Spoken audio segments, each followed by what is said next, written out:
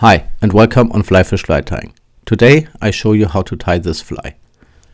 If you're new to my channel, I hope that I earn your subscription with this video tutorial. If you're already a subscriber of my channel, thank you for being a valued member in my channel. I will show you right after the intro how to tie the fly.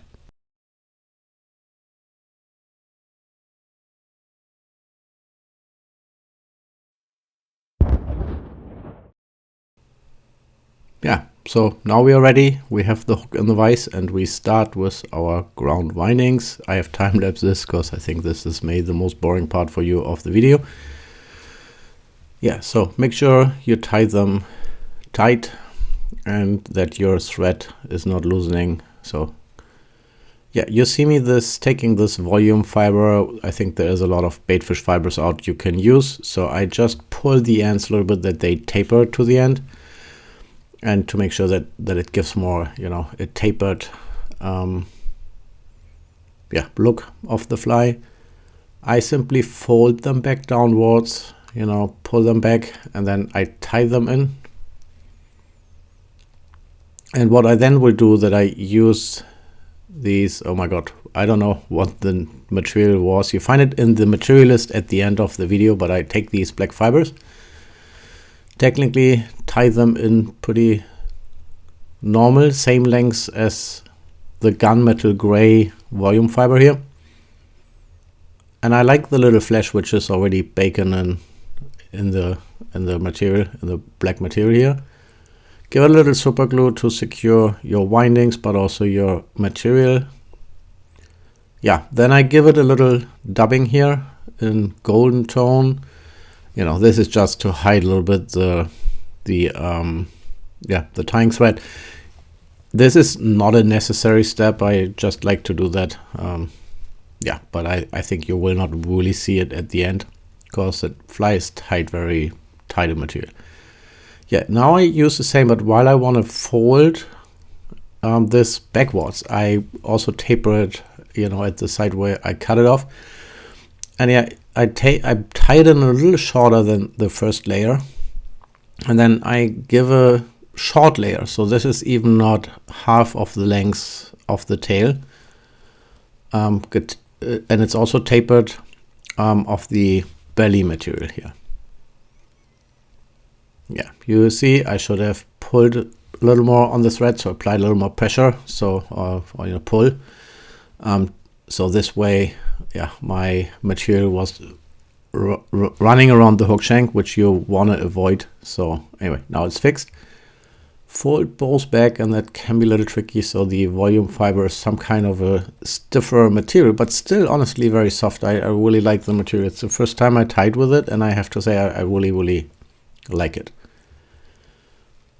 Once this is done, give it another layer of super glue, not too much, but at least, secure your thread. And then give a little more extra wraps, give some dubbing again. And yeah, so where to fish this fly? I think this is a classic pike fly here from the Northern Europe area. I guess it would work on Zander as an example too, bigger Zander for sure.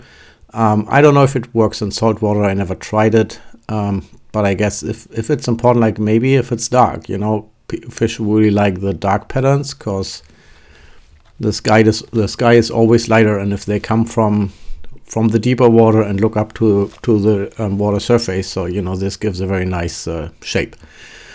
Yeah, you tie in more of these, and I will time lapse this a little bit because I don't want to overly bore you with it, and I don't want to keep the video artificially long. So yeah, I comb off a little bit of the backside material. I pull it back again and technically do the same as I did before, and then I think I do 1 or 2 more layers of this.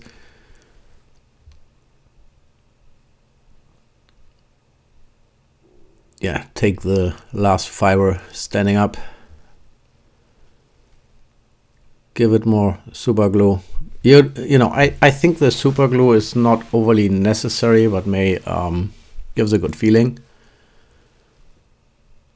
And this is a very thin super glue. which really also, you know, goes a little into the fibers and drains in the rest of the material, which is tied on the fly. Yes, more dubbing. As said, I don't know if that's necessary. So, and then, yeah, do another layer. And I really time lapse this a little. So,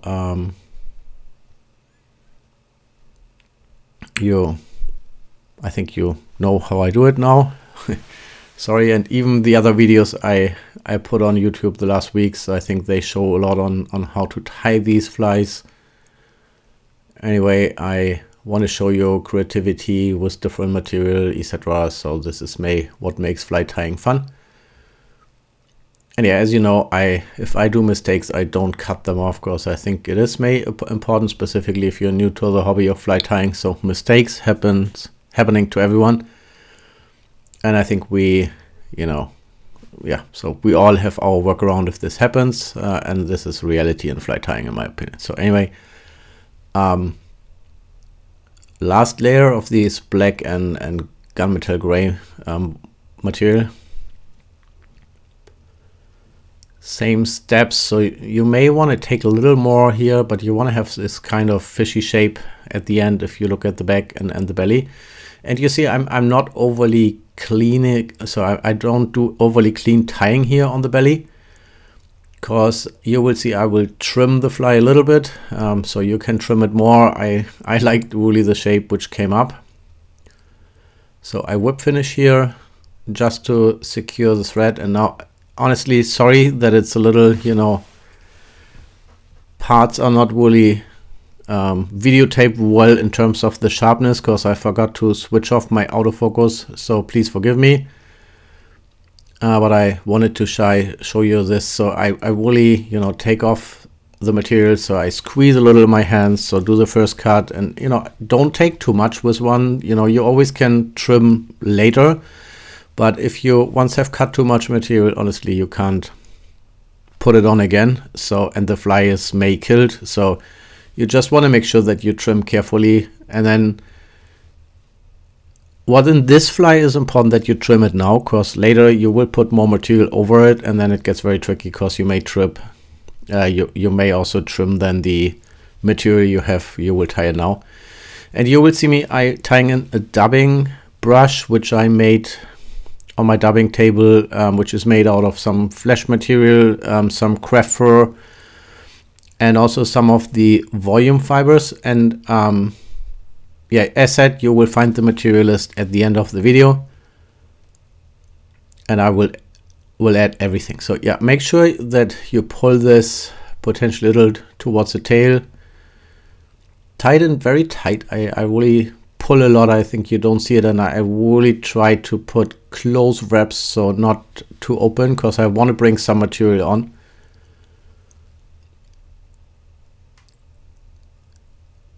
Yeah, and two more, I think. Brush it a little off, so I think it folds well here. And honestly, I like the textures it gives to the fly, so it's not, you know, all these chartreuse greenish.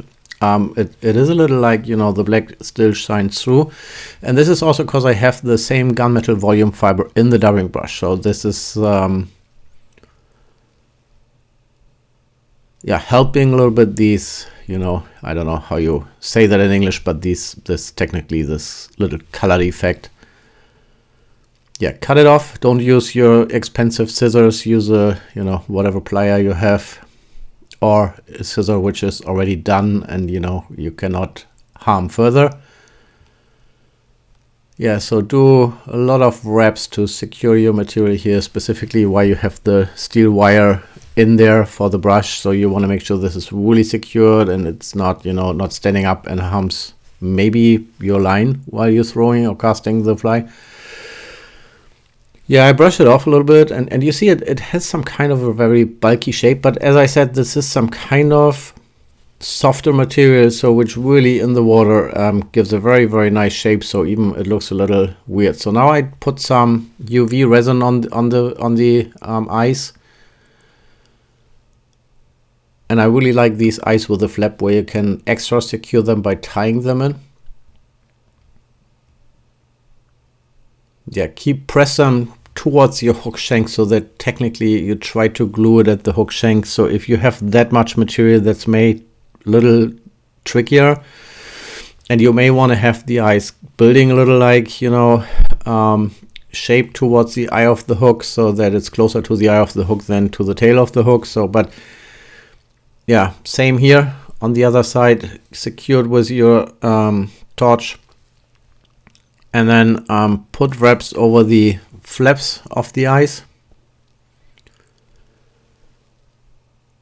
And then cut off the rest of it. And then you want to give a little more layers of UV resin here. And I got asked if I have preference for the UV resin. So I don't really buy brand. So I'm using Gulf resin, I have Loon, I have the Solaris. Currently I'm tying with Solaris here.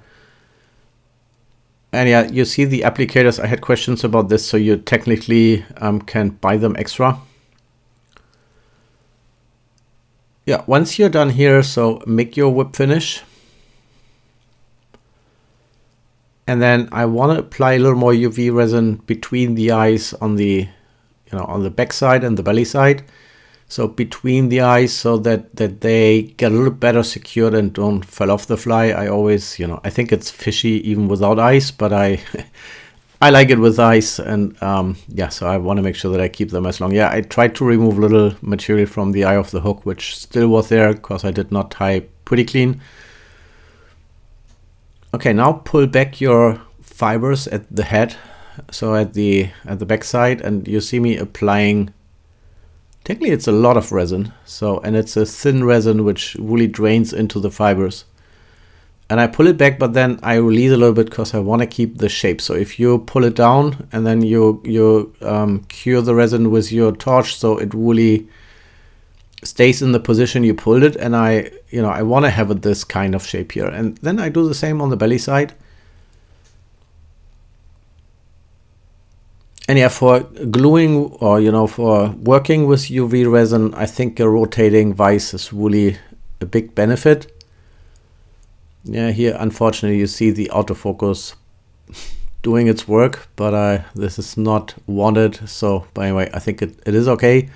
So you can follow me, hopefully, and you forgive it to me. I think it's a lot about the content here. You know, I try to do my best to give you good videos, also that I take them from the perspective I look to the fly while tying. It would be far easier if I would take the opposite direction, but I like it that way. So, and that is even, you know, when you tie, not always easy because you need to tie with long arms. And yeah, it's even not the vise I'm normally using, even though I like it very much. Yeah, pull off some material which is in the way, and then